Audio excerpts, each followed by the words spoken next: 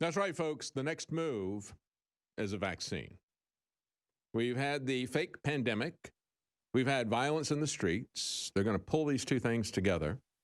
And the end game for this mask mania is a forced vaccine. And no, they're not going to send the cops to your house to force you to have a vaccine. What they have planned is much more sinister, much more sinister. It's basically a siege. What they're going to do is they're going to starve you out. They're going to say, all right, you're going to stay in your house. You're not going to have a job. You're not going to go to school. You're not going to travel. You're not going to be able to go to the store to get groceries unless you've got your immunity passport. We'll just keep you there. And we're going to do this in a regulatory way. And we're going to use our corporations to push this because, as they've already talked about, openly talked about this, as they're putting their plans out in the open, saying, do not make this a law. Do not make this a crime to not get a vaccine. We have to do this because if we do that, that's going to invite legal challenges. And we want to stop due process. I read that to you last week. We don't want to have any due process challenges to this. We don't want to make this a crime. We want to make this a regulation. And this is the way these people have been taking our freedom for decades. I've constantly talked about this. Rand Paul talks about this. Rand Paul and a couple of people in the Congress, Rand Paul in the Senate, a couple of people in the Congress, every year introduce what he's been calling the REINS Act, as in, rein them in. But they've been reigning over us like kings and queens.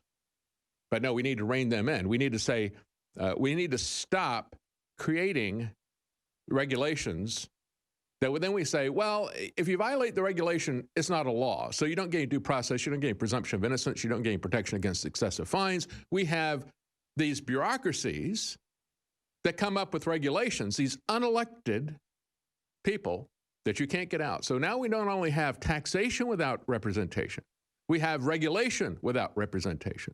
And there's no accountability to these people, for these people. No accountability to you. And this is what they're planning to use to push out the vaccines.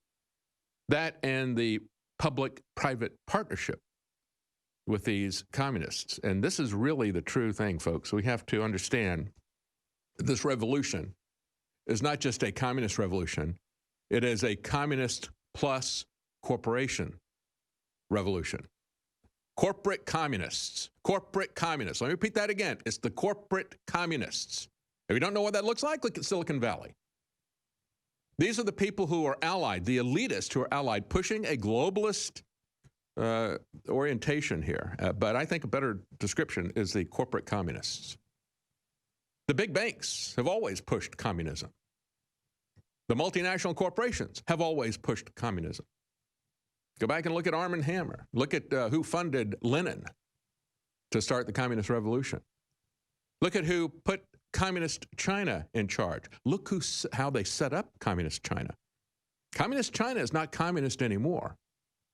Communist China is fascist. There's a merger of government and corporation, and that's what we have here in America. But let's call it the corporate communist revolution. Going back to the masks, however, there's a great article from offguardian.org written by Michael Lesher. Media mask mania, or COVID-19 groupthink.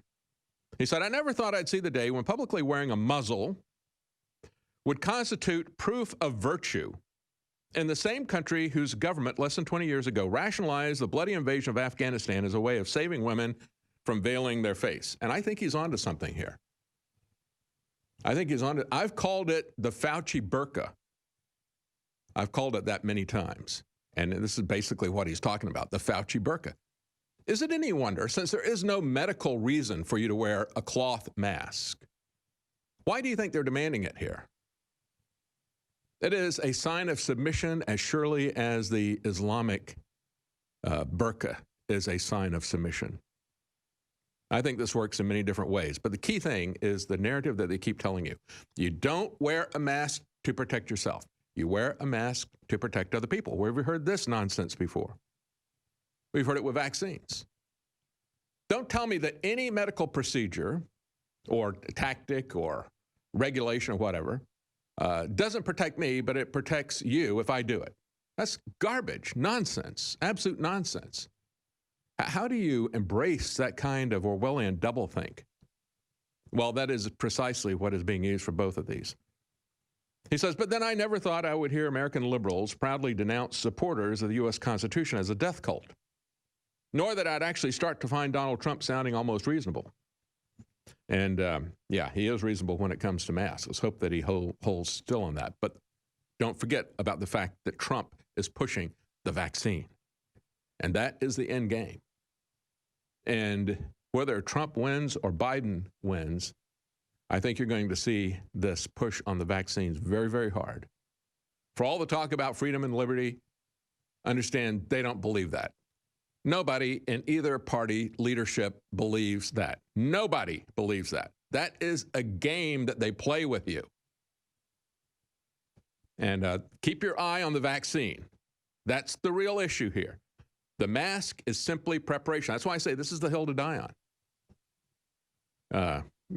Last week, I went to the dentist for a procedure that I'd already prepaid for. And they didn't want to let me in because I wouldn't wear a mask. I said, I'm going in here 20 feet to the chair in a dentist's office where you're going to have to, I'm not going to be wearing a mask the whole time. And I'd been there before after this crazy stuff began. And I said, I'm not wearing a mask. And eventually they let me in. But they, as this receptionist is arguing with me, they have another office worker come out carrying a bunch of boxes, and she's not wearing a mask. I said, she's not wearing a mask. Can you tell me I can't walk in here and go 20 feet to the dental chair and then take off my mask? It's the same thing that happened to me at that restaurant a couple of weeks ago. My wife and I went to a restaurant. We walked in. This is after Hey Abbott had done his statewide mask mandates. And so we walk in, and the entire restaurant, and the way the thing was set, it was a small restaurant, small independent restaurant. I was trying to support them. No longer. Anyway, we walk in, and they had picnic benches where people sat. And, it's common at this particular restaurant where you would have multiple families sitting at one table, and they still were doing it. There's a little bit of a gap between different groups, so that these are people who are not part of the same party. And all the picnic tables were lined up down the side and all the way up to the front door. Everybody that was seated without a mask. None of the diners were wearing a mask. You can't eat with a mask on. But as soon as you sit down, you're able to take your mask off while you're waiting for them to bring you the menu. And then you can look at the menu with your mask off. You can order with your mask off. You can wait for the food with your mask off. You can eat with your mask off, and you can wait for the check to come, the bill to come, with your mask off. And so we walk in, and the empty table is 5 feet away from us, and she refuses to serve us because we don't have a mask. I said, none of these people are wearing masks. What is the matter with you? I mean, this is not about anything that's medical. If you've got a room full of people without a mask and you're demanding that I wear a mask, it's just a sign of compliance and submission. This is about politics. This is about control. There's nothing scientific about it except for the psychological aspect of this. That's highly scientific.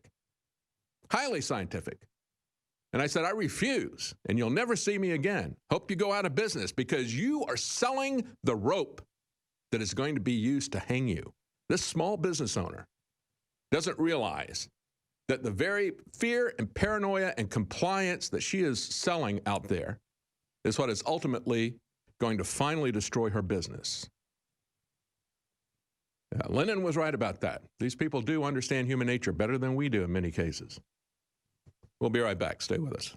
Here's what Jonathan Turley has to say. He says, all right, as this is ramping up, just like USA Today is pushing this, constantly pushing it further and further. He says there's a new form of protests that are sweeping across the country as individuals put on an anti-mask mask to defy the mandatory mask rules of the communist corporations because they're pushing it more than the governors are. Walmart, in 65% of their stores, there is no government mandate for masks, but Walmart is putting it there. And the National Retail Federation is doing that as well. So the anti-masks are made out of thin material, out of mesh, or even crochet. They're advertised as having no protective qualities for COVID-19. The question is whether or not they're legal. They appear to be so. And, quite frankly, look, Paul Joseph Watson has a story out of the UK, and he shows the packaging on a standard set of cloth masks that are being sold. Now, they're demanding that you wear the cloth mask. Why? Because of safety, right?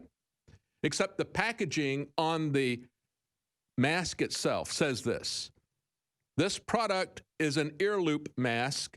This product is not a respirator and will not provide any protection against COVID-19 or any other virus or contaminant.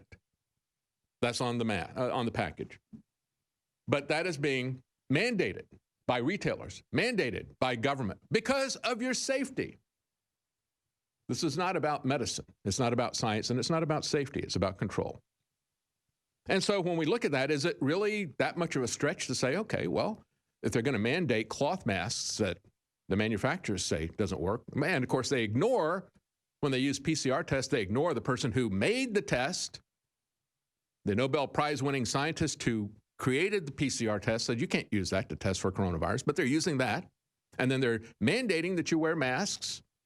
This has nothing to do with facts or science. But he says a popular video shows a man wearing a mesh mask going into a Tampa Walmart and saying, quote, "It was almost like not wearing a mask at all, and nobody cared because it's not about safety. It's about compliance." And so he takes a look at some of the laws, like in Alabama. There he is right there. It doesn't, I mean, he doesn't even try to hide it. I mean, it's like a big open mesh. And again, nobody cares. But they would ram their cart into your cart. You would be confronted by the black shirts at Walmart that they're setting up specifically for this. You would be confronted by these people if you didn't have on that mesh mask. They'd be shooting you birds, they'd be calling the police on you, but you walk in with a mesh mask, hey, that's fine. And you know, the reality is that that mesh mask is just as effective as the cloth masks because, as has been pointed out many times, thinking that these masks are going to stop a coronavirus is like thinking you're going to keep mosquitoes out with a hurricane chain link fence. Most laws, like Alabama's, only refer to covering, not a mask with any protective qualities. For example, effective July 16th, 2020, says Maryland, each person shall wear a mask or other facial covering that covers his or her nostrils and mouth at all time when within 6 feet of a person from another household, and on and on. But consider the definition of a face covering. Face covering means a covering that fully covers a person's nose and mouth, but is not, I repeat, is not a medical grade mask. The term face covering includes, without limitation, scarves and bandanas, which we always had, which Fauci said we had to save for the heroes. No, no, no. He was saving this for the second phase of the lockdown. We'll be right back.